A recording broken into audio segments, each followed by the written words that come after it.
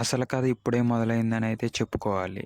IPL ఇప్పటి నుంచి ఇంకా స్ట్రాంగ్ బేసెస్‌తో నడవాలనుంది. అండ్ ఈ 3 మ్యాచ్‌ల తర్వాత ఎవరికైతే ప్లే ఆఫ్‌కెళ్ళే ఛాన్సెస్ ఎక్కువుంటాయో తెలిసిపోతది.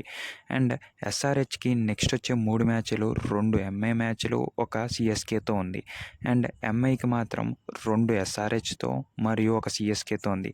సీఎస్‌కేకి ఒక ఎంఐ మరియు ఒక ఎస్ఆర్‌హెచ్ మ్యాచ్ ఉంది.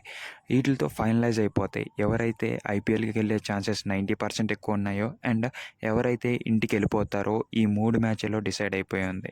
ఐపీఎల్ మేనేజ్మెంట్ మాత్రం ఈ గేమ్స్‌ని చాలా అంటే చాలా పకడ్బందీగా ప్లాన్ చేశారని అయితే నాకు అనిపిస్తుంది.